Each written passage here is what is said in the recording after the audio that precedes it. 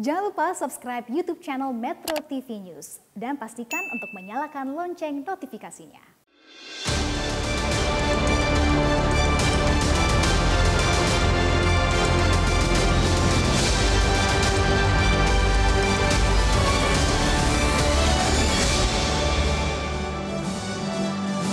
Selamat malam para pemirsa, ketemu lagi di Hot Room dengan saya, Hotman Paris.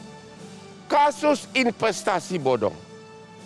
Kasus lama belum selesai, sudah timbul kasus yang baru. Dulu kasus Alkes, sekarang timbul lagi berbagai kasus investasi bodong. Ada Binomo, ada Quotex, ada Fahrenheit, ada robot trading yang telah menimbulkan kerugian ratusan triliun bagi masyarakat. Apa sebenarnya yang terjadi? Apakah masyarakatnya yang rakus atau aparatnya yang kurang tangkap, kurang tegas? Dan kenapa justru terjadi di musim pandemik? Satu lagi, kenapa sampai sekarang belum ada satupun putusan pengadilan atau kasus yang telah diproses secara hukum yang menggantikan, yang memberikan kerugian, menggantikan kerugian bagi para korban? Sampai sekarang belum ada. Inilah Hot Room, jerat investasi jahat.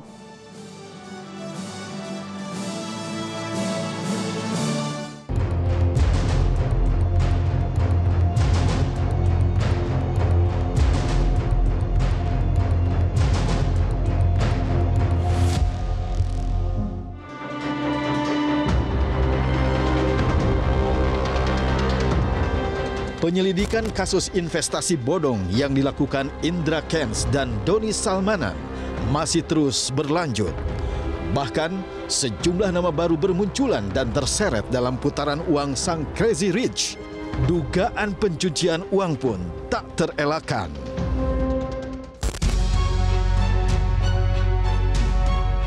Namun selain Binomo dan Quotex yang dimainkan oleh Indra Kents dan Doni Salmanan, muncul lagi nama-nama baru robot trading yang masuk dalam kategori investasi bodong.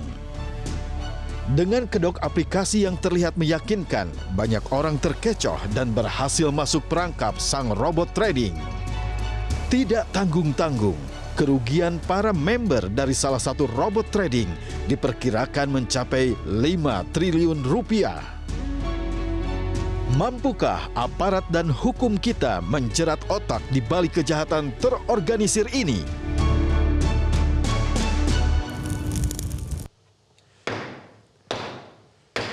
Untuk membahas topik ini, telah hadir malam ini di hadapan kita. Yang pertama, Bapak Kombes Pol Auliansyah Lubis, di Reskrimsus Polda Metro Jaya. Selamat malam, Pak. Yang kedua, Bapak Ahmad Sahroni, orang kaya Crazy Rich Tanjung Priok, Wakil Ketua Komisi 3 DPR dari Partai Nasdem yang mobil mewahnya banyak benar di garasi. Yang ketiga, Bapak Tonggap El Tobing, Ketua Satgas Waspada Investasi OJK. Berikutnya, Chris Rian, korban robot trading Fahrenheit. Berikutnya, Roy Sakti, praktisi keuangan yang membongkar kasus ini antara lain. Berikutnya, ibu kita yang cantik, Ibu Yenti Garnasi, pakar tindak pidana pencucian uang. Sekarang pertanyaan saya kepada Chris Rian. Bisa ceritakan pada saat awal Anda ikut transaksi ini, apa yang ditawarkan dan bagaimana Anda bisa rugi? Jadi waktu pertama kali masuk itu di bulan 8. Tahun 2021. Oke. Itu baru masuk $500 aja. Apa yang ditawarkan ke Anda? Yang ditawarkan perbedaannya antara robot trading Fahrenheit dengan robot trading yang lainnya itu di marketnya. Kalau market apa? Market kripto. Kalau yang lain kan ada yang di market gold, ada yang di market forex. Oke, market kripto Anda. Ini kripto. Jadi Anda tradingnya tiap hari. Untung ruginya itu Anda dijanjikan dari apa? Dijanjikan dari tradingnya tiap hari. Ya. Jadi volumenya lebih tinggi sehingga profit yang dijanjikan bisa dari 20 hingga 30%. Anda bisa rugi karena apa? Ruginya awal perjanjiannya sih akan ada manajemen resiko yang artinya di saat robot salah analisa market hingga mengakibatkan kerugian 5-10%, sehari itu akan di stop trading. Ternyata yang terjadi apa? Yang terjadi pada tanggal 7 Maret 2022 robot melakukan sekitar 60 kali open posisi dan semuanya merah.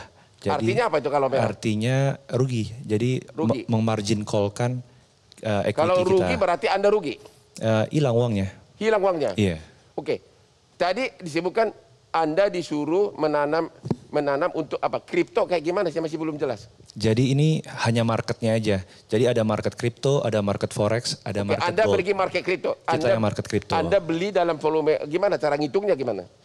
Cara ngitungnya kita cuman transfer aja ke rekening bank BCA untuk beli robot, sama transfer ke rekening exchanger untuk deposit top up-nya. Oke, kalau Anda untung, kalau apa untung? Untung kalau analisa robotnya benar dan selama ini nggak pernah rugi memang sampai tanggal 7 itu. Tidak pernah rugi selama berapa lama? Saya bergabung bulan 8, Ya. selesainya itu di akhir Januari ya, di freeze. Semula duit kamu berapa pertama kali? $500 pertama kali masuk. Berakhir dengan? $5.000. Wow, 10 kali lipat. Iya. Tapi kemudian tiba-tiba jadi hilang, nol. Iya, hilang nol. Nolnya bulan berapa? Tanggal 7 Maret nolnya 2022. itu karena kriptonya naik turun atau apa sih? Kalau kripto itu udah pasti naik turun. Iya. Tapi analisa robotnya dibikin seolah-olah kita marketnya loss, kira-kira gitu. Oh, seolah loss. Tanpa manajemen resiko. Dan marketnya itu mereka yang bikin atau ada marketnya? Kayak misalnya bursa kan ada marketnya. Ya. Ini marketnya di mana? Jadi marketnya itu ada di dalam platform yang namanya MetaTrader. Yang bikin siapa itu? Yang bikin ya umum, itu Katanya umum. dia juga yang bikin. Kurang paham sih yang kalau kayak Yang gitu Anda tahu ada korban berapa dari yang sejenis Anda ini? Diduga lebih dari 20.000 member.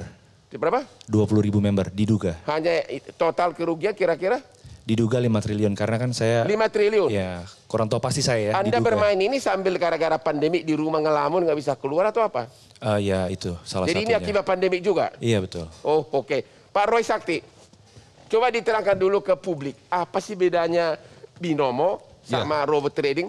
Coba pertama robot trading dulu, apa itu robot trading? Jadi gini, hari ini itu ada dua kasus yang meledak secara bersamaan tapi berbeda. Yaitu antara binary option dan robot trading. Kalau di binary option ini adalah perjudian yang berkedok trading. Perjudian? Jadi, perjudian yang berkedok trading. Yaitu? Hah? Ya itu contoh perjudiannya apa? Ya jadi judiannya kan kita tinggal nebak, ini mau naik apa turun gitu. Kemudian pakai platformnya mau emas, mau dolar, tapi dia kalau naik kita menang, kalau kalah, kalau turun kita kalah. Misalnya emas disebutkan harganya 1 juta. 1 juta. Kalau Anda 5 menit lagi, dia mau naik apa turun? Kalau Anda pasang naik, Anda untung. Kalau saya pasang naik dan kemudian naik, untung dia. Tapi kalau pas turun, kita kalah. Itu tebak-tebakan murni? Iya, tebak-tebakan murni. Tidak ada jual beli emasnya? Tidak ada. Dan pasarnya itu ya siapa yang menentukan naik turunnya? Ya platformnya. Dia sendiri? Iya. Jadi kalau dia mau untung dia bisa bikin suka-suka dia? Bisa. Kan yang bikin platform kan dia. Oke. Yang robot trading? Kalau yang robot trading ini sebenarnya adalah pengumpulan dana berkedok robot trading. Jadi penggalangan dana seolah-olah ditradingkan, ya kan, ditaruh di sebuah platform broker, dipakai ada robot nih, ada robot transformer nih, yang bisa menghasilkan cuan setiap hari. Jadi robotnya yang menghitung? Ya, robotnya. Mereka itu percaya robot karena bayangan mereka robot itu kayak transformer gitu. Ya. Padahal itu bukan robot, itu kamuflase karena di dalam platformnya mereka melakukan modifikasi sendiri. Artinya robot seolah-olah yang menghitung, tapi yang memodifikasi dia juga? Iya. Nah, yang terjadi adalah apa? Apakah uang itu dimasukkan di platform broker? Enggak. Uang itu yang masuk di rekening, kemudian keuntungan diambil dari rekening itu. Cuman beda-beda rekening. Jadi murni ini adalah skema Ponzi money game berkedok robot trading. Oke, yang Ponzi itu maksudnya apa tuh? Skema Ponzi adalah skema piramida di mana keuntungan diambil dari member yang baru. Jadi member baru, terus dikasih ke orang seolah-olah untung. Iya. Akhirnya buntunya kapan? Kolaps. Jadi skema Ponzi ini menarik. Sebelum terjadi scam, semua orang itu akan menjadi fanatik. Untung semua? Untung semua. Euforia semua, happy semua. Pesta semua. Iya. Waktu saya speak sebelum scam, wah itu saya dibully habis-habisan. Nah tapi begitu scam jeder, semua jadi korban. Semua korban? Semua jadi korban, semua. Oke, kita istirahat dulu, akan kembali setelah yang berikut ini.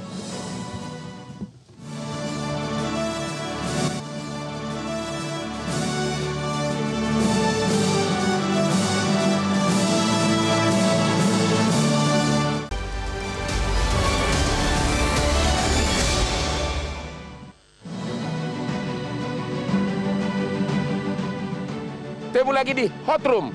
Pak Kombes Pol Auliansa Lubis, Direktur Krimsus Mabes Polda Metro Jaya.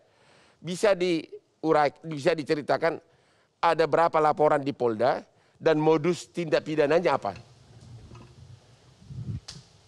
Kami Polda Metro Jaya saat ini sudah menerima 4 laporan polisi. 4 LP? 4 laporan polisi. Ya. Dari masing-masing laporan polisi tersebut itu ada beberapa korban. Jadi satu laporan polisi mungkin satu orang maju kemudian mewakili beberapa orang. Terlapornya sama semua? Terlapornya sama semua. Oke. Kalau kami kumpulkan dari LP yang sudah ada tempat kami dan para korban itu kami ada lebih kurang 150 orang. 150 orang korban? Ya, 150 orang korban.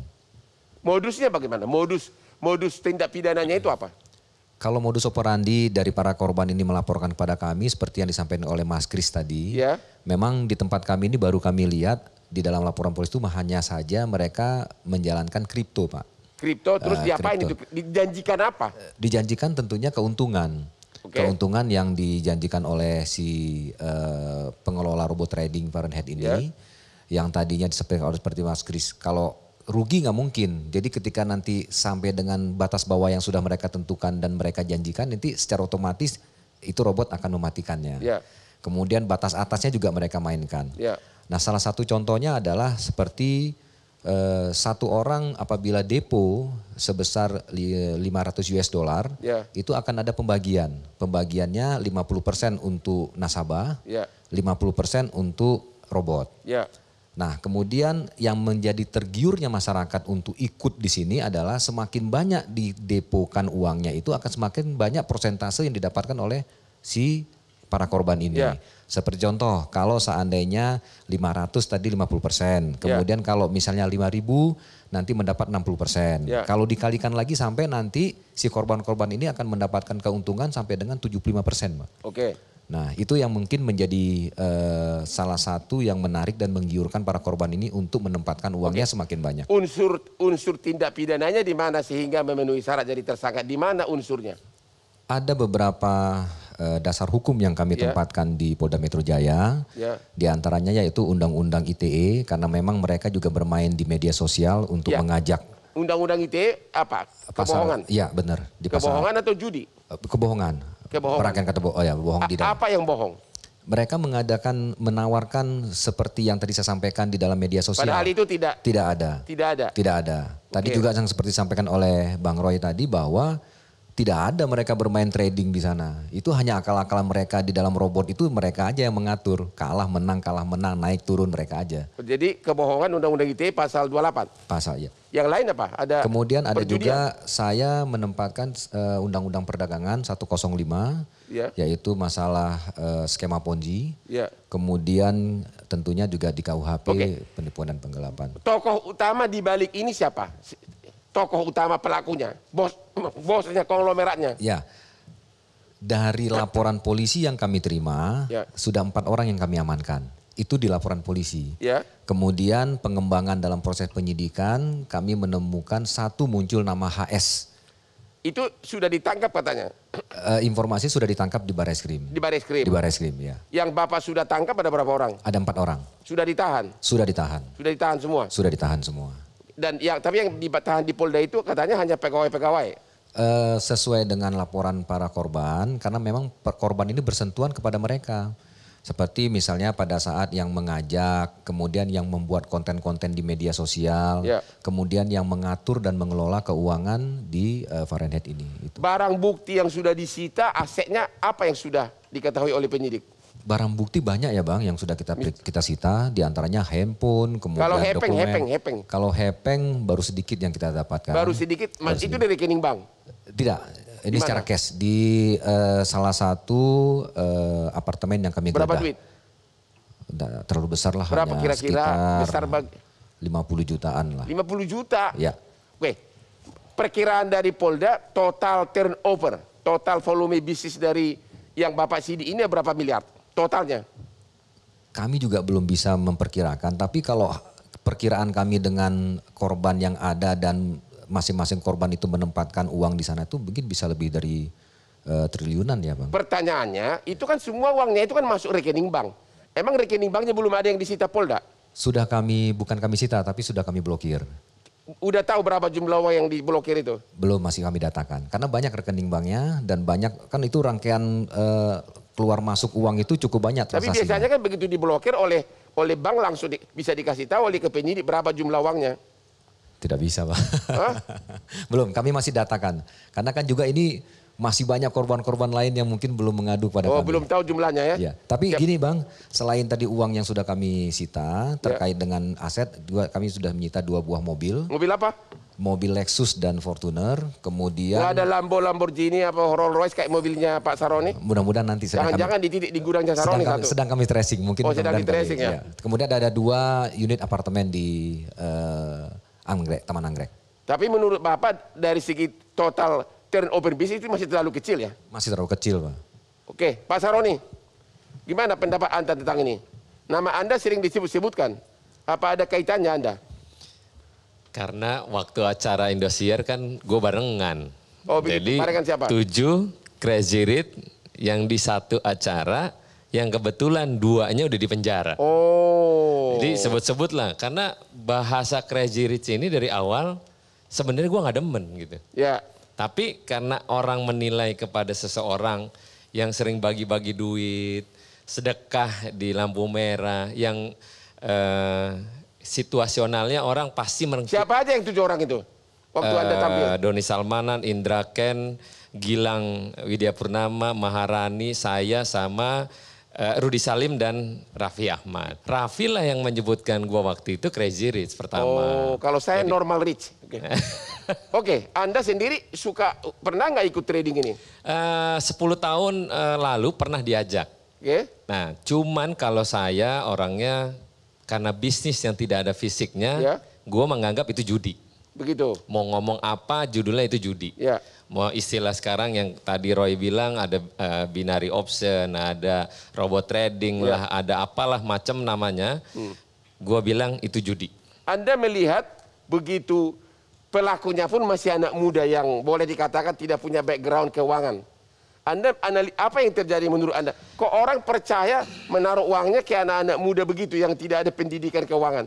Apa yang terjadi? Rakyatnya sakit atau apa? Enggak, sebenarnya kalau berproses hidup sih normal-normal aja. Atau gue juga dulu supir ke supir gitu. Tapi kan gue 23 tahun berjalannya. Tapi kalau ini sih fantastis. Makan 1 tahun, 2 tahun, duitnya ratusan miliar. Agak kaget. Tapi karena situasional ini ada faktanya, masyarakat... Anda tadi mengatakan ratusan miliar. Iya. Tadi Pak Polisi mengatakan belum menemukan uangnya. Beda, ini kan posisi LP-nya ada di Polda. Ini yang Mabes. Rangkaian prosesnya sebenarnya ada rangkaian laporan yang harus ditelisik dari bawah. Kebetulan dari bawah berproses harusnya naik ke Mabes kan. Makanya Mabes dalam kondisi sekarang mengasumsi penilaian dari penangkapan itu nilainya gede-gede. Itu yang saya sampaikan, ada rekening minimal 800 miliar waktu di podcast, salah satu podcast. Terbukti. Ada rekening minimal 800 miliar yang kasus mana ini? Yang tadi robot trading lah, binary option. Nah, tapi ini kan belum terungkap semua. Saya sampaikan kepada kepolisian untuk menangkap siapapun orang yang bermain itu sekalipun ada backingnya. Nah, ini saya kenapa keras karena ini masyarakat dirugikannya secara total bodoh membodohi. Menurut kamu, menurut Bapak, backingnya ini siapa? Siapa di otaknya ini semua? Gak mungkin dong anak muda kayak... Saya pernah ketemu Doni Salmanan, dia fans berat sama saya. Foto saya sering di posting sama dia. Tapi saya nggak melihat sama sekali dia punya keahlian apapun. Siapa otaknya ini?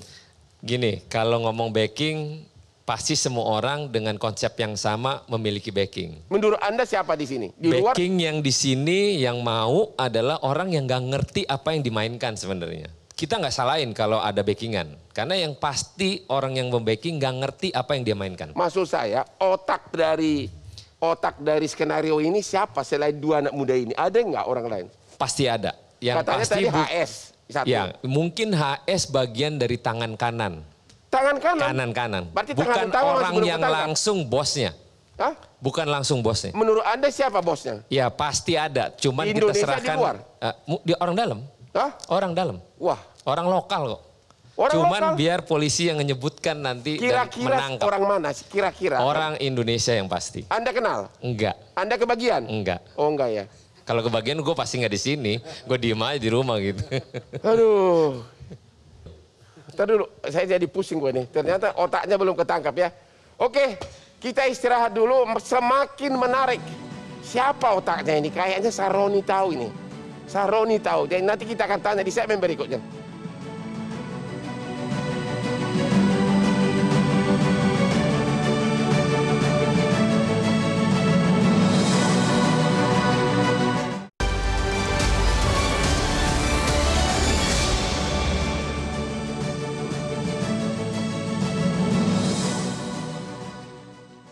Ketemu lagi di Hot Room. Masih satu pertanyaan lagi kepada Ahmad Saroni. Saya belum puas. Jadi Anda mengatakan Anda tahu otak biangnya ini. Dan ini bukan, Anda merasa bukan HS yang sudah ditangkap di Mabes Polri? Bukan. Bukan? Bukan. Anda kan sebagai anggota DPR wajib ya, menceritakan ini ke Mabes Polri atau ke Pak Kombes ini. Tidak mungkin seorang... Ya bisikin aja sekarang. Ya tidak mungkin seorang Saroni langsung menyampaikan ini orangnya, kan nggak mungkin. Ya, Anda kan tahu. Biarlah polisi yang memproses dalam penyidikan. Tapi sudah kasih tahu nama nggak? Belum juga. Hah? Pasti ada. Polisi jago kok. Oh begitu? Jago, udah pasti kita yakini polisi akan... Bukankah pelakunya lebih jago kadang-kadang? Enggak.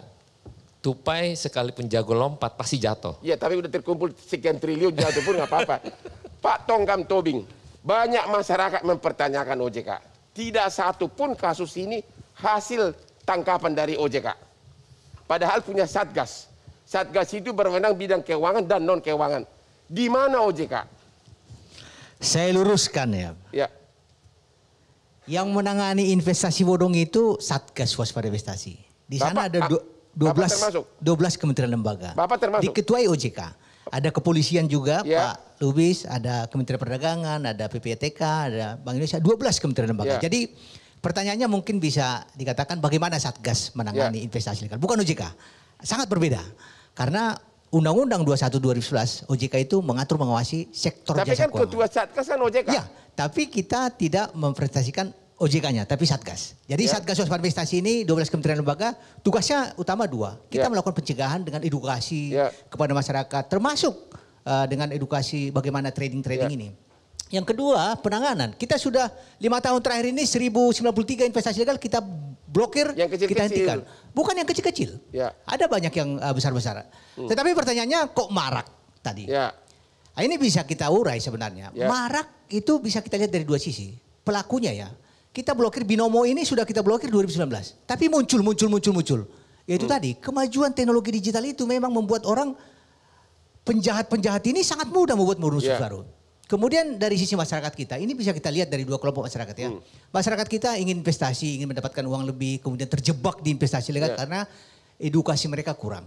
Sehingga mereka rugi. Tapi yang kedua, tadi ada masyarakat kita yang memang sudah tahu itu ilegal ya. Karena mereka prinsipnya orang pertama itu akan untung seperti tadi skema piramida. Ini yang perlu kita diubah perilakunya. Pertanyaannya, kalau seperti tadi diterang oleh Pak Roy Sakti. Contoh misalnya kalau itu dikaitkan dengan naik turunnya mata uang. Berarti itu bidang keuangan. Berarti itu bidangnya OJK dong. OJK tidak perlu menunggu Satgas. Bisa bertindak sendiri. Padahal OJK punya penyidik. Kenapa? Saya luruskan lagi. Ya. Yang terjadi di trading itu adalah komoditi. Jadi Pak Hotman, saya luruskan. Tidak ada ini terkait dengan jasa keuangan. Tidak ada kaitan. Yang terjadi adalah komoditi yang fiktif tentunya tadi. Jadi kegiatan kita robot trading, binary apalagi. Binary option itu jangan sampai kita menganggap karena terkait dengan uang, OJK. Karena ada otoritas jasa keuangan, semua uang. Enggak. Tapi kan OJK ketuanya, waspada. Ya ketua saya. Ya. Tapi saya ketua belum tentu itu tugas OJK. Tapi tugas kami bersama. Jadi mengenai trading. Trading ini apa yang terjadi dengan teman-teman ini di robot trading ini? Kami sudah menghentikan 19 robot trading, Pak. Ya. Kemarin kami panggil lagi 1. Berarti Bapak berwenang, OJK berwenang? Bukan OJK, Satgas Waspada Investasi. Kalau Satgas berwenang, kenapa yang ini tidak juga disikat sama Satgas? Ya, kita sikat, Pak. Jadi gini. Yang nyikat polisi, bukan OJK. Oh, bukan OJK. Satgas itu bukan penegak hukum. Karena ada penyidik. Jadi gini. Kita bedakan dulu Satgas, OJK. Di OJK ada penyidik. Penyidik sektor jasa keuangan yang melakukan fraud di jasa keuangan. Kalau ada bank, ada pengurus yang nakal, ada melakukan fraud, masuk ke sana. Tapi ini investasi ilegal, Pak. Investasi ilegal ini seperti trading itu nggak ada kaitan dengan penyidik OJK. Tapi di Satgas kan ada polisinya kan? Nah, ada polisi ini Pak Auliansyah Lubis ada polisi. Tapi Satgas bisa langsung koordinasi, Satgasnya bisa langsung lapor polisi. Iya benar. Pernah nggak Satgasnya ini sebagai pelapor investasi bodong di Polda atau di Mas? Pernah nggak? Pernah laporan polisi Pak, laporan informasi itu selalu kami sampaikan. Selalu? Selalu. Ya. Jadi gini. Kenapa nggak langsung laporan polisi? Nah, ini kan gini, bagaimana kita biasanya ini kan delik material Pak, delik material di mana korbannya harus lapor. Tidak harus korbannya harus lapor, kalau sudah ada unsur penjudian segala macam itu bukan delik aduan kan? Laporan informasi dari kami. Maksud saya, banyak orang mempertanyakan sampai sekarang tidak pernah kasus yang lagi ditangani itu bersumber dari laporan polisi dari Satgas waspada banyak OJK. Yang dari sumber dari Satgas Pak. Jadi gini, ini binary option ini binomo. Fahrenheit, kemudian DNA Pro, itu kita hentikan kegiatannya di Satgas. Kami sampaikan laporan informasi ke Baris-Krim. Jadi Satgas Waspada Investasi itu walaupun di dalamnya ada polisi, selalu semua yang kita hentikan kita laporkan ke sana. Dan tentu memang itu berdasarkan bagaimana. Tapi yang sekarang diperiksa oleh Polda satu pun tidak berasal dari Satgas OJK. Yang di Baris-Krim itu kami menjadi saksi Pak. Saksi sama pelapor beda. Karena ya beda. Jadi gini. Apa yang kami lakukan tidak... Sejak tahun 2017, ini semua ini yang sekarang ini terluka sudah beroperasi. Sejak tahun 2017. Bukan bulan kemarin. Di mana Satgas Waspada OJK ini sudah dari 2017 beroperasi. Jadi gini, seperti saya katakan tadi, ini kan kejahatan Pak Hotman. Ya memang kejahatan. Kejahatan. Kita sudah blokir ya. Kita blokir dia muncul lagi. Tapi kita blokir terus. Nah yang terjadi di situ pertanyaannya, tadi Bapak mengatakan tidak berwenang. Tapi blokir, berarti berwenang. Tadi kan masalah hukum Bapak bilang, penegakan hukum. Proses hukum tidak berwenang. Tetapi penegakan hukum ada di kepolisian. Kita merupakan forum koordinasi, tugasnya dua tadi. Kita bisa hentikan secara bagaimana mereka itu kita blokir situs web aplikasinya. Tapi proses hukum ada di sana. Satgas tidak punya kewenangan untuk proses hukum. Tidak ada. Pertanyaannya ini kan sudah beroperasi sejak 2017. Ya Pak ya? Ya, kita blokir Pak. Tapi kan belum diblokir, makanya baru belakangan ini diblokir. Kita blokir semua, udah kita blokir. Dadu, gimana? Jadi ini kan bias antara kasus binary option dan robot trading. Kasus manapun yang penting. Nah kalau kasus binary option memang sudah diblokir. Kapan? Selalu setiap bulan Satgas itu memberikan list diblokir. Cuman begitu diblokir dia bikin website baru. Nah, tapi kalau kasus robot trading ini dia juga blokir website tapi mereknya tidak diumumkan di masyarakat. Jadi nah kadang-kadang ini menjadi senjata makan tuan Pak Tongam. Ketika Pak Tongam memblokir website Fahrenheit, dia marketingnya bilang, oh itu yang diblokir itu adalah kopi kita yang legal. Jadi selalu berkelit begitu. Jadi ketika Pak Tongam tiap bulan itu keluarin, ini Fahrenheit ini, dia buka baru. Kemudian kan ada orang customer tanya, ini diblokir. Loh yang diblokir itu justru yang palsu-palsu. Yang kita yang asli. Jadi pelakunya sendiri yang membuat, contohnya ya kita blokir, kita freeze sekarang, dia bilang kita perbaruan sistem. Ada suatu perbaruan dari sistem lama baru. Anda menganggap pelakunya lebih lincah dari Satgas OJK? Iya, jauh lebih lincah. Jauh lebih lincah. Pak Tongam katanya jauh lebih lincah dari kalian. Namanya kejahatan Pak ya. Oh namanya kejahatan selalu mengalahkan gitu. Penjahat ini kan mencari modus baru. Kita tidak mungkin melarang orang membuat aplikasi situs atau mengirim kita ke SMS atau WA untuk penawaran itu. Yang bisa kita lakukan membentengi diri sebenarnya. Membentengi diri masyarakat untuk mengetahui bagaimana risiko berdagang itu. Karena pada saat mereka mengetahui risiko itu, mereka tidak akan melakukan berapa total perusahaan investasi bodong yang menurut data dari OJK? 5 tahun terakhir ini kita ada 1093 yang kita hentikan kegiatannya. Jadi gini, Satgas Waspada Investasi itu bekerja bukan hanya karena ada laporan. Kita melakukan sendiri sebelum ada masyarakat yang download, kita injak. Kita lihat dulu grafis berikut ini. Ini kerugian investasi ilegal. Ya ini data kami nih. Ini data dari OJK. Dari Satgas bukan OJK. Saya kebetulan mengikuti kasus investasi dari mulai Indosuria, Minapadi. Itu semuanya total ada banyak, itu puluhan triliun. Ini data tidak benar. Tahun 2000, tahun inilah yang paling banyak, ada puluhan triliun. Coba, komentar Anda, Indosuria aja berapa? Indosuria itu 15 triliun, itu Coba, 2 tahun yang lalu. Pak Tong, kenapa Satgas OJK mengatakan bahwa hanya 5,9 triliun sedangkan Indosuria aja udah puluhan triliun. Mina Pak Haji, apa lagi coba? Nggak, cuman kalau Gini, Indosuria Pak, itu beda. Beda Pak. Jadi Koperasi Pak Roy dia. jangan disamakan. Ya entar dulu. Beda memang, tapi kan investasi bodong. Ini investasi apa? Apakah ini hanya robot trading atau bukan? Bukan. Ternyata bukan. Jadi apa? Coba menurut Anda apa ini? Jadi ini mungkin yang ditanganin oleh Satgas Waspada Investasi. Nah, Ya, cuman maksud saya pengertian investasi itu apa di sini? investasi ya orang naruh uang dengan harapan Artinya kembali. semua jenis investasi. Ya harusnya sih. Baik finance Ini dan Pak, investasi. ya kalau kita lihat ya Indosuria itu kan KSP ya. Itu ada izinnya dari Kementerian Koperasi. Ya. Tentu itu semua yang berizin itu pada dasarnya masuk ke pembinaan masing-masing. Artinya ini tidak termasuk investasi yang berizin. Ini nggak berizin ini banyak. Yang berizin ada berapa kasusnya? Ya kita nggak tahu kasus yang Kok berizin. nggak tahu? Itu kan wewenangnya OJK. Bukan OJK Pak. Gini, Indosuria wewenang siapa? itu KSP Indosuria. Itu Oke, kewenangan iya. dari Kemenko. Tapi kan kalian kan satu kalau data di Satgas berapa? Data Gini. di Satgas OJK. 12 kementerian lembaga Ya. di sana ada koperasi, tapi kita menangani yang ilegal. KSP Indosuria itu legal. Ya. Kemudian kegiatan ilegal itu kita nggak tangani, Ya. nggak tangani. Jadi ini adalah data yang ilegal yang tidak berizin, yang berawang ada arisan online, ada money game. Ini di sini. Jadi Oke. tidak ada binari. Jadi ini yang hanya ilegal yang mana ini? Ilegal pada pengumpulan dana masyarakat tentunya. Seperti itu. Pertanyaan saya, apakah di sini binomo robot trading udah termasuk? Binomo itu nanti kita akan masukkan setelah ada kerugian dari penyidik Pak. Berarti belum masuk di sini? Belum masuk. Nanti binomo, Fahrenheit, nanti robot trading. Karena robot trading ini baru kita freeze, kemudian dia tidak bisa main sistem, tidak bisa withdraw, baru masuk ke kepolisian. Nanti kita lihat, akan kita tambah di situ datanya. Oke, kita istirahat dulu, kembali setelah yang berikut ini.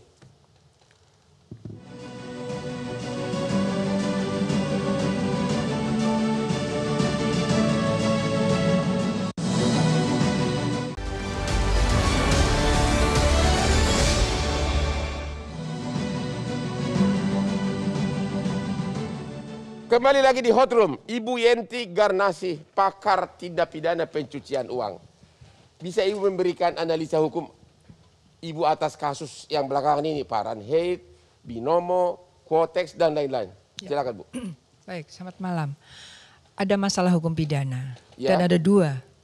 Yaitu ketika tadi disampaikan bagaimana adanya trading, adanya robot, Fahrenheit, itu semua kan menyalahi aturan. Dan itu bersanksi pidana. Komoditi kan memang ada robotnya sebetulnya, tapi kan tidak 24 jam robot itu. Robot itu kan hanya karena memang harus dipantau 24 jam, tapi kan kita nggak mungkin manusia kan dibantu oleh robot. Robot itu sebenarnya legal juga, tapi ini dibuat tidak legal namanya robot kemudian. Seolah-olah otomatis robot, padahal robot itu ada usernya juga kan. Nah, padahal untuk robot itu, robot trading itu harusnya nasabah ini, investor ini harusnya bukan hanya mantau. Anda mantau aja kan? Saya mau tanya dulu. Memang robotnya itu secara fisik ada apa? Robotnya secara fisik ada nggak? Ditaruh di ruangan mana gitu loh? Pengen tahu. Nggak ada? Ya istilahnya aja. Jadi untuk memantau, karena itu kan mereka komoditi berjangka panjang itu ya, itu kan harus dilihat terus 24 jam kan, melihat pasar kan ya begitu. Nah harusnya para nasabah ini harusnya dia itu aktif juga bisa, tapi mereka enggak, mereka hanya dapat akun dan aplikasi dan mereka hanya mantau, tidak bisa. Nah tidak bisa eksekusi, tidak boleh, padahal harusnya bisa. Tapi mereka kan dibohongi tuh. Mereka sudah dibohongi dengan aturan ini, itu ada sanksi pidananya. Kalau trading tadi yang binomo apalagi, itu jelas-jelas ditawarkan trading. Padahal bukan trading, pada akhirnya itu ponzi atau judi online. Kenapa mereka mau memberikan uangnya? Karena mereka diiming-iming dengan berita-berita bohong melalui IT, mereka terbujuk, buka aplikasi, mereka masuk jadi afiliator misalnya. Tapi di sana sebenarnya sudah sadar bahwa afiliator itu berpikir dong, masa afiliator menginginkan nasabahnya rugi kan gitu ya, rugi. Kalau dia loss dia dapat 70% kan gitu. Tindak pidana pencuciannya di mana? Nah uangnya? Itu jadi kalau tindak pidana pencucian uang itu kan harus dua ya. Ya harus dua. Tindak pidana utama. Jadi yang dibicarakan tadi itu adalah tindak pidana utamanya. Tindak pidana induk ya. Tindak pidana asalnya, tindak pidana core crime-nya, kejahatan pokoknya. Menghasilkan uang tadi yang katanya sekitar 5 triliun. Nah Uang ini kalau disimpan di bank aja nggak ada pencucian uang dong. Iya, kalau memang di situ saja belum diapa-apakan belum. Kalau dia jadi pencucian uang sesudah kalau apa? Sudah beli itu tuh. Beli Lambo, itu pencucian uang termasuk? Iya dong, kasihkan ke abang juga pencucian uang. Kasih ke pacar? Iya, jangan ngasih pacar uang haram ya. Jangan kasih, justru banyak pacar suka yang uang haram. Nanti pacarnya kena pasal 5 ya, hati-hati. Pasal 5 apa tuh? Pasal 5 itu orang-orang yang menerima uang hasil kejahatan dari para pelaku utama, pelaku utama tadi yang terlibat kejahatan ini kemudian dikasihkan ke orang, pacarnya nerima misalnya. Jadi para pacar-pacar dari sekarang harus mengecek nggak pacarnya uangnya dari mana, gimana? Jadi gini, kan kita orang hukum dong ya. Jadi kan unsur penerima yang bisa dipidana 5 tahun maksimum itu adalah dia menerima yang diterima hasil kejahatan. Pertanyaannya begini aja deh. Dan yang menerima itu harus patut menduga. Saya ini suka kasih tas Hermes sama si cantik. Kalau itu uang saya dari hasil robot trading, misalnya aku pelakunya. Itu tas Hermes itu bisa nggak disita oleh Pak Polda? Ya kalau disita kalau uangnya memang dari robot trading, sita dong. Tapi kalau ceweknya mengatakan, saya udah kasih kamu semuanya, wajar dong, itu kan timbal balik. Oh nggak bisa. Timbal balik pakai uang sendiri, bukan dari hasil kejahatan. Ya kan? Kalau dari situ. Tapi kalau yang ngasih Bang Hotman, orang tidak akan patut menduga. Because you are very rich ya. Jadi harus ada dugaan dulu. Jadi tidak mudah. Ya kan waktu si Indra Ken kan sudah very rich. Jadi hingga kalau ada cewek terima tas Hermes, udah nggak curiga dong. Atau toko Herminya kan ada jual beli segala macam. Nah itu juga transaksi yang 500 juta ke atas, para dealer itu harusnya lapor kepada PPATK. Kalau ada transaksi 500 juta ke atas termasuk barang-barang perhiasan 500 juta ke atas, lapor. Saya nggak lapor, ini udah 10 tahun soalnya. Bukan yang lapor ininya, penjualnya. Oh harus lapor? Iya, penjual bahwa hari ini Hotman Paris membeli 3. Itu kan teori, nggak pernah dalam praktek. Harus, itu justru ini kita. Tapi dalam praktek nggak pernah ada. Harusnya ada, itu kewajiban, reporting obligation. Kalau yang menerima barang ini, si cantik, tahu itu hasil dari robot trading, dia kira bisa pasal berapa? Pasal 5. Hukumannya berapa?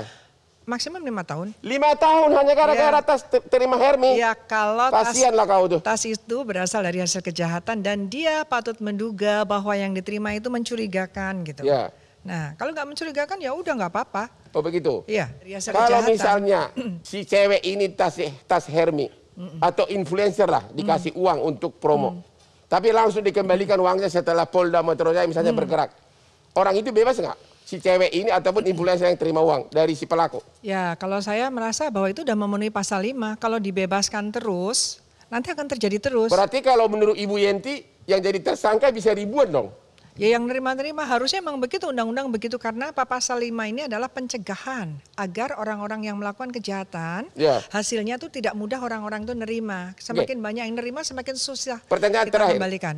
Apakah Ibu sebagai ahli hukum sudah pernah nggak menemukan kasus investasi bodong di mana korbannya uangnya diganti dari hasil putusan pengadilan setelah disidangkan, setelah disita semua barang bukti? Sudah pernah nggak ada yang berhasil di dalam sejarah hukum Indonesia? Ya sejauh ini belum, yang terakhir. Belum ada. Jiwasraya terakhir itu ternyata juga belum selesai. Oh belum sampai sekarang. Ya, padahal uangnya sudah ada kan, itu harusnya juga dikembalikan kepada korban, tapi korbannya harus betul-betul diteliti yang korban betulan atau memang dia sadar bahwa dia sebetulnya sudah terjebak pada judi. Pak Ahmad Saroni, tadi saya setuju dengan Ibu Yenti, sampai hari ini belum ada putusan pengadilan pun kasus-kasus investasi bodong yang mengembalikan kerugian rakyat. Apa komentar Anda? Ini kan semua berlandaskan hukum, jadi nggak bisa semerta-merta akan dikembalikan. Nggak, sesudah putus karena asetnya putus ada. TPPU dalam kaitan sekarang orang memaksa untuk mengembalikan atau minta pengembalian, kan itu nanti berat. Ya. Duit udah nggak ada, orang masyarakat dibodohin udah terlalu banyak, dan kejadiannya selalu akan merugikan masyarakat banyak. Makanya ada Satgas OJK, ada OJK sendiri juga harus punya peran, Pak. Peran kelihatan dalam konteks ini akan menjadi isu dan membahayakan. Mestinya lebih sensitif dari OJK dan Satgas. Terima kasih. Pak Kombes Lubis,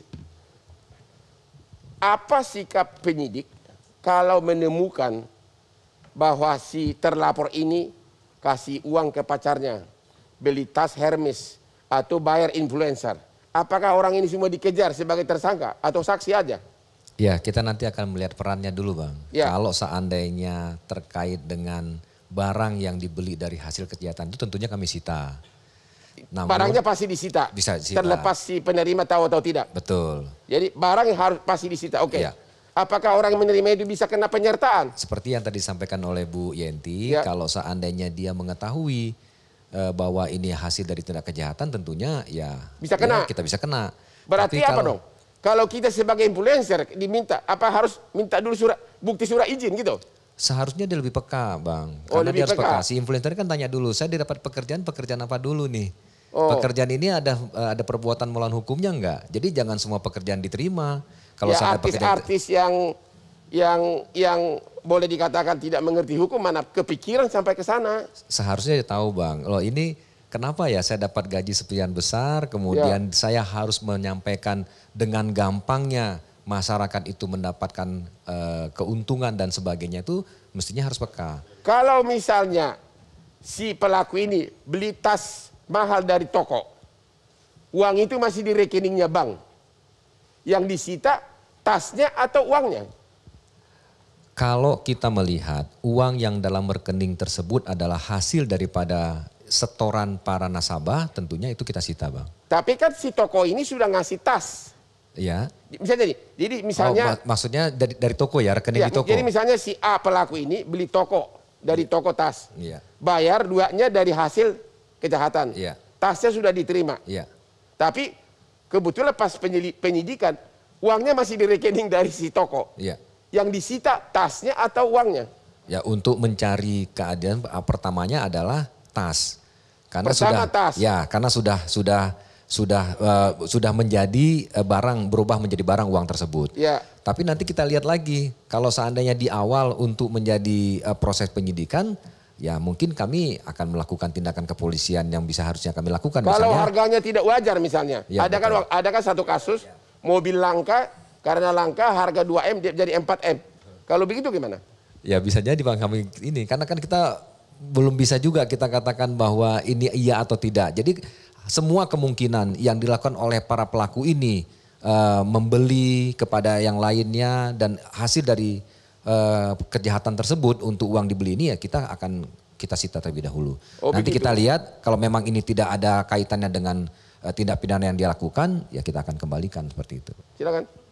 Yang tadi masalah mobil harga dasar 2 miliar tahu jual. Itu ada kasus itu kan? Ada kasus. Ya. Menurut saya yang lebihnya uang itu dikembalikan. Oke. Yang normalnya. Tapi kalau itu mobil langka. Ya itu tadi, kalau mobil langka kan ada harga pasar. Nggak ada namanya juga langka. Harga pasar pasti ada, nggak mungkin enggak. Cuman tinggal barang itu mau dijual atau enggak. Tapi kalau harga normal yang sudah ketahuan harga dasarnya ada, maka sisanya harus dikembalikan kepada yang berwajib. Menurut Bapak teori hukumnya. Oke, kita istirahat dulu, setelah yang berikut ini kembali lagi di Hot Room.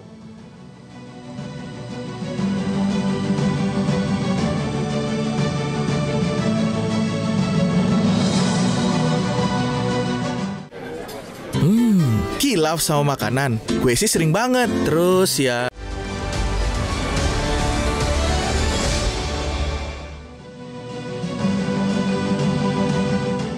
Temu lagi di Hot Room, Pak Kombes Auliansyah Lubis Polda Metro Jaya. Di medsos, di media banyak beredar bahwa katanya begitu ditunjuk pengacara, para terlapor ini katanya asetnya sudah mulai dipindah-pindahkan ke calon mertuanya atau kemana. Apa itu benar kejadian itu? Untuk di tempat kami memang saat ini kami masih melakukan tracing, Bang. Ada nggak indikasi bahwa aset ini sudah pada pindah? Bisa jadi. Bisa jadi karena memang untuk saat ini pada saat kami memeriksa yang bersangkutan atas nama bersangkutan itu aset itu hampir tidak ada. Ya. Jadi memang kita sekarang ada mekanisme. Hampir tidak ada asetnya. Ya. Sementara lihat nih, ini pada kemana semua nih? Betul.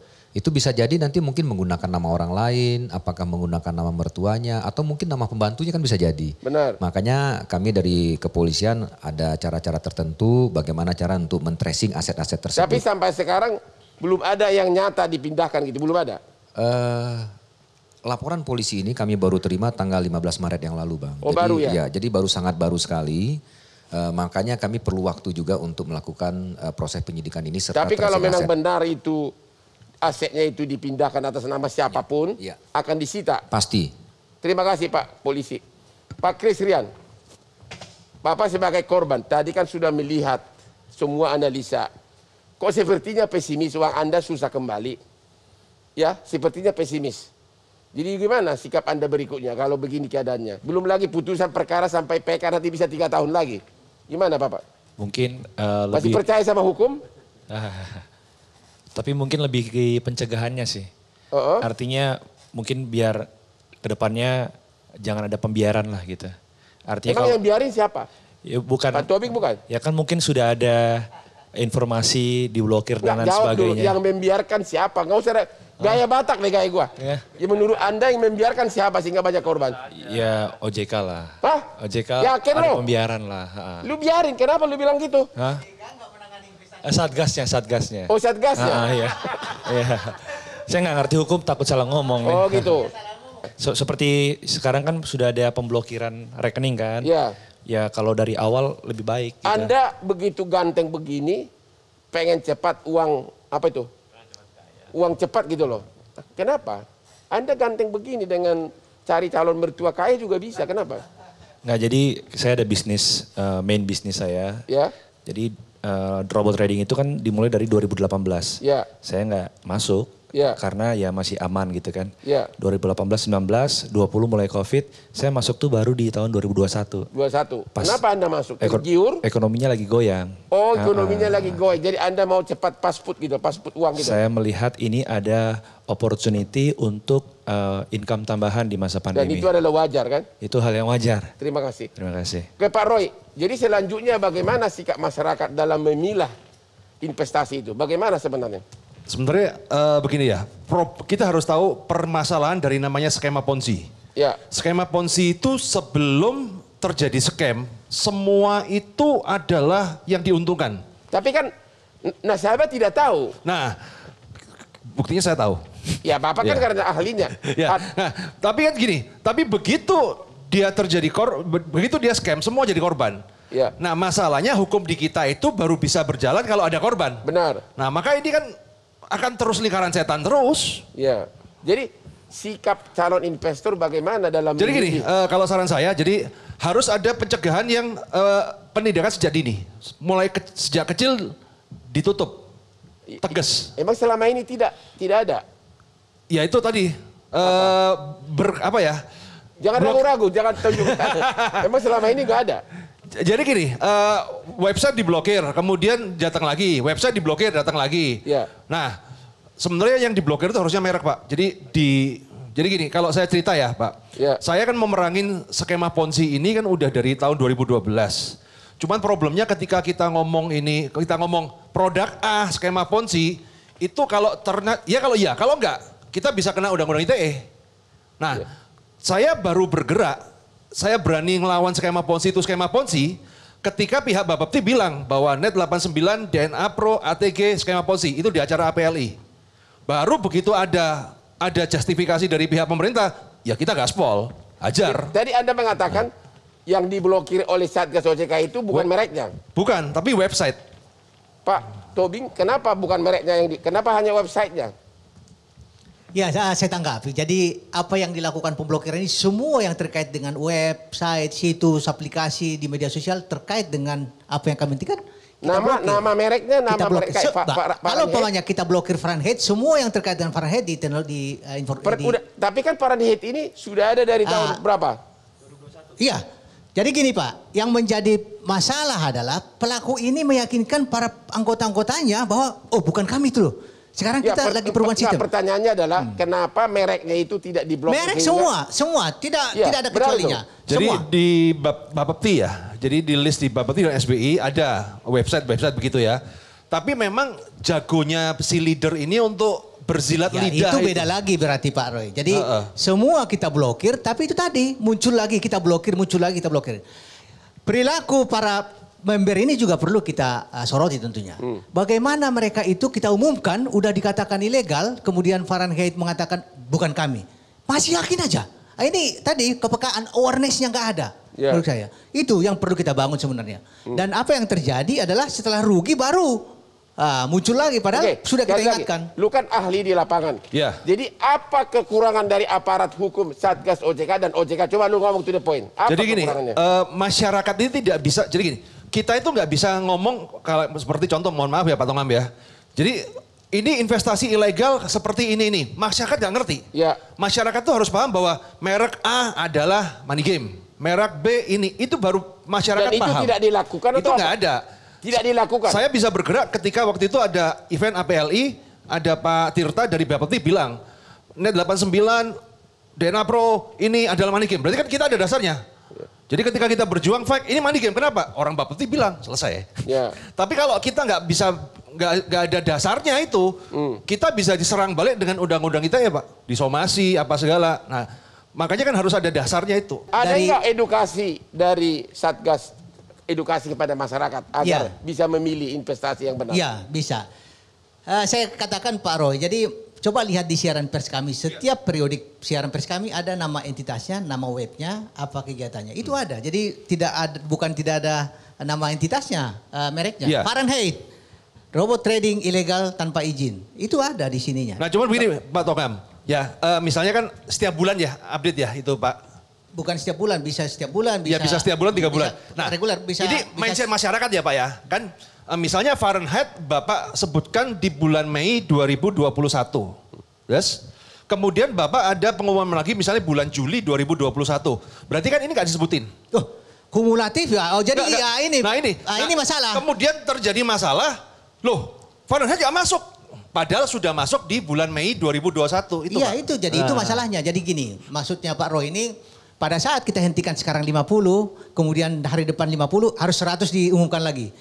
Ini mungkin tidak seperti ini, bahwa yang kita umumkan pada saat itu adalah yang sudah kita lakukan, bukan jadi database kita ada. Iya, database saya paham Pak. Jadi contohnya ada, sekarang gini. Cuman kita berbicara ini, cara masyarakat menangkap. Iya. Nah, agar ingat, agar tahu gini, Pak, ini akan sangat-sangat memboroskan ya. Sekarang ini ribuan investasi yang sudah dihentikan.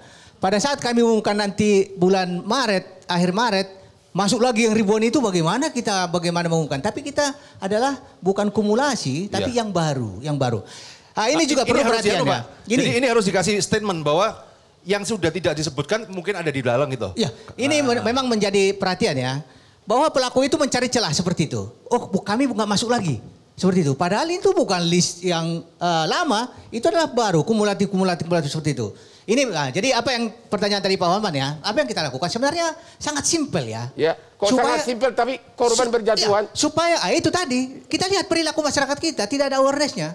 Sebagian ya. Dari pelaku kita berantas. Cukup dengan 2L. Apabila masyarakat kita ingin berinvestasi atau ada penawaran investasi dengan iming-iming hasil tinggi, cek 2L, legal dan logisnya. Legal artinya tanyakan izinnya. Izin legal dan logis. Logisnya apa tuh? Logisnya ada rasionalitas berhasil. Di dalam trading itu tidak ada suatu ketentuan yang pasti. Robot trading selalu mengatakan fixed income. Selalu mengatakan seperti itu. Mana mungkin ada harga itu bisa naik terus seperti itu. Itu logisnya. Jadi legal dan logis dicek. Simple sebenarnya. Tapi apa yang terjadi? Masyarakat kita tidak pernah ngecek itu ada nggak izin di Bapepti? Enggak. Benar nggak itu? Kamu tidak logis dulu. Kata Pak Tobing kau tidak logis. Jadi kenapa kita pertama tertarik itu? Soalnya kan Fahrenheit waktu itu tergabung di AP2LI. Nah mereka mengatakan ini kami sudah resmi. Kami PT-nya terdaftar. Dan Anda tidak cek? Dicek di PT-nya itu memang betul ada, di asosiasinya itu ada. Jadi kan ada member get member, oh sudah ada di AP2LI. Tidak logisnya? Tidak logisnya. Dari segi perhitungan untungnya? Tertarik aja karena merasa besar. Lagi karena terbuai. Iya terbuai. Terima kasih, kita istirahat dulu, kembali sesudah yang berikut ini.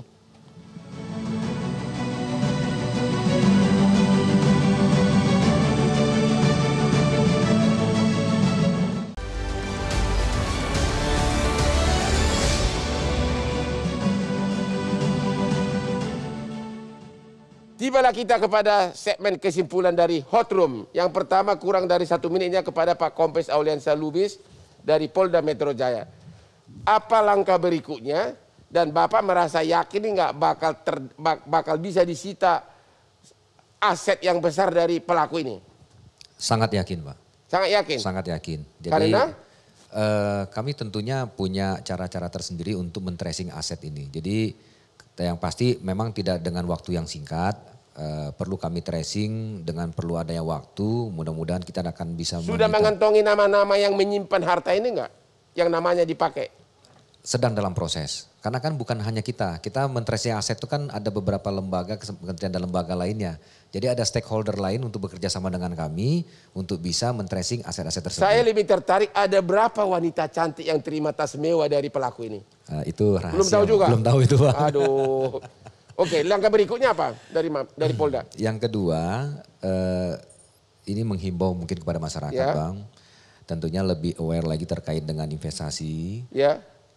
Seperti yang disampaikan oleh Pak Tobing tadi, yang pertama adalah coba cek dulu ke Bapepti kalau terkait dengan masalah trading. Yang kedua adalah apakah ini logis kegiatan yang dilakukan. Benar. Percayalah kalau seandainya ditawarkan dengan keuntungan yang sangat besar dalam waktu yang singkat, itu pasti bohong. Terima kasih.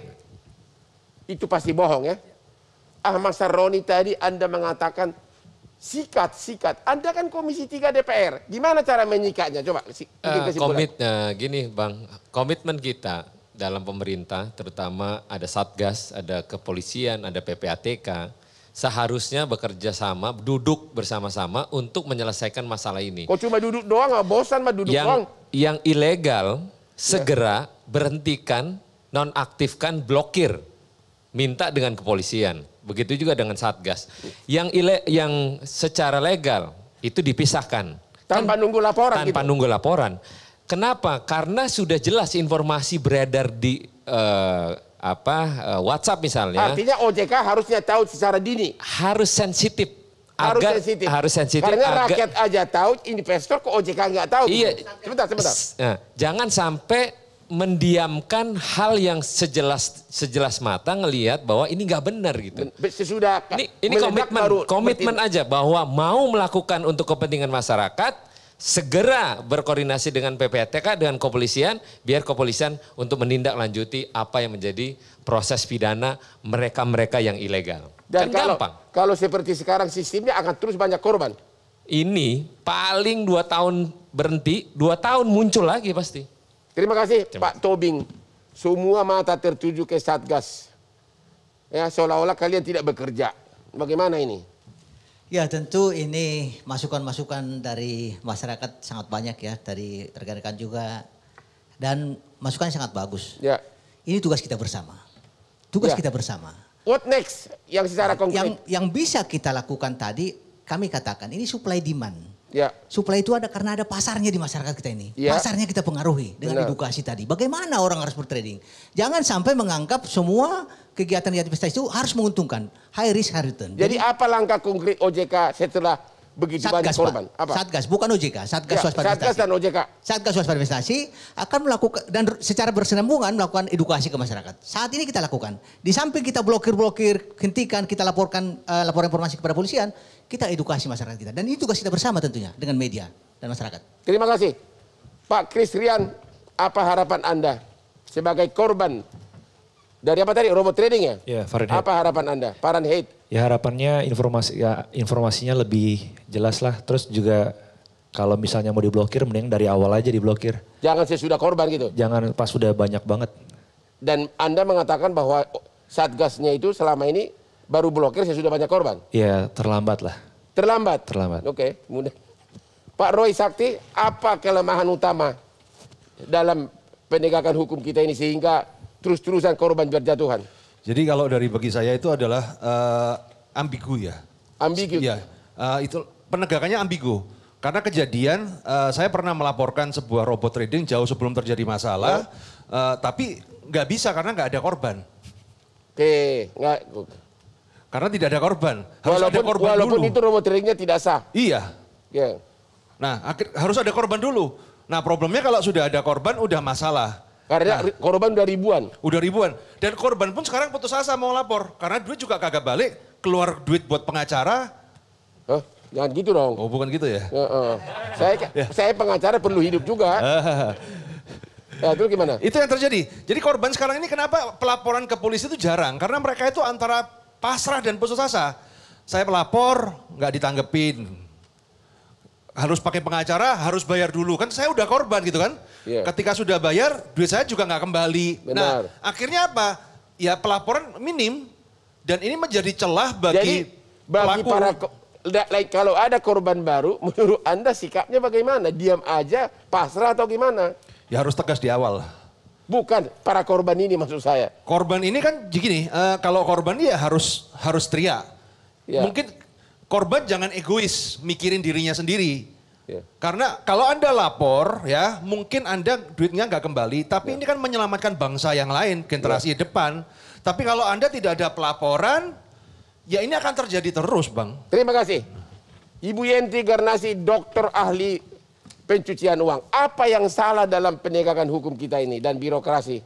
Ya, kalau penegakan hukum banyak masalah pasti ya. Banyak masalah, ada beberapa yang disita, kemudian disita kemarin bilang katanya 21 rekening sudah diblokir, ternyata kok tinggal 1,8, itu saya nggak tahu beritanya ya. Tapi saya sedih sekali kalau sampai blokir saja kemudian sudah hilang lagi. Jadi apa yang salah? Tolong disimpulkan. Ya, selain itu kan penegak hukum. Tapi yang kita inginkan adalah pencegahan. Nah pencegahan harusnya ke sana tuh. Ke Satgas. Siapa tuh? Pak Tobing lagi? Iya. OJK lagi? Iya. Satgas saya kira, OJK? Komitmen negara dengan Satgasnya itu tidak sepenuh hati ya. Karena apa? Satgas tidak sepenuh hati? Tidak. Karena apa? Pendirian Satgas itu hanya SKB ya Pak. Ya. 12 kementerian dan harusnya undang-undang. Hanya Satgas ini saja yang tidak ada undang-undangnya. Jadi dia nggak kuat. Nah dibiarkan tidak kekuatan ini sudah lama kan Pak Satgas ini. SKB Satgas itu kan sudah lama. Tapi ya hanya SKB, harusnya undang-undang kalau memang negara ini ingin melindungi masyarakatnya yang memang secara literasi juga kurang ya. Kayak robot harusnya pelajari dong apa sih hak-haknya. Harus ada Excel padahal Anda cuma dapat akun dan aplikasi sudah oke gitu kan. Itu nggak benar kan. Harusnya ada. Padahal di Satgas tuh ada yang harus memberitahukan bahwa ada Kementerian Pendidikan dan Kebudayaan, beberapa Kementerian Kominfo. Harusnya ada cyber patroli dan sebagainya. Harus pakai undang-undang supaya uang. Jadi Anda mengatakan harus ada undang-undang?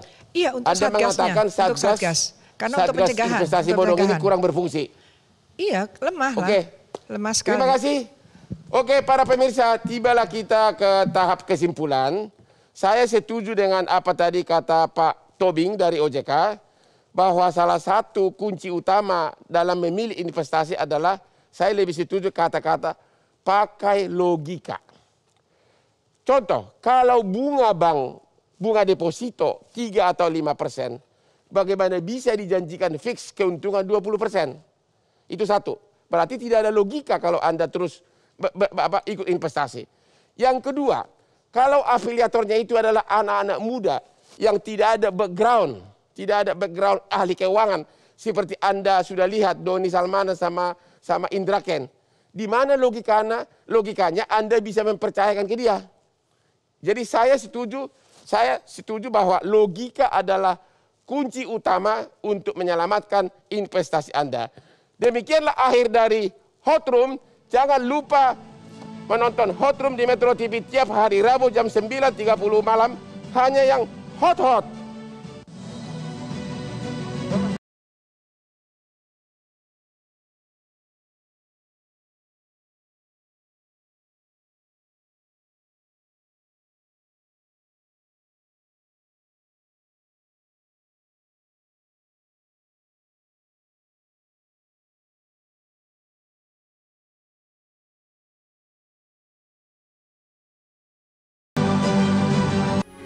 Metro TV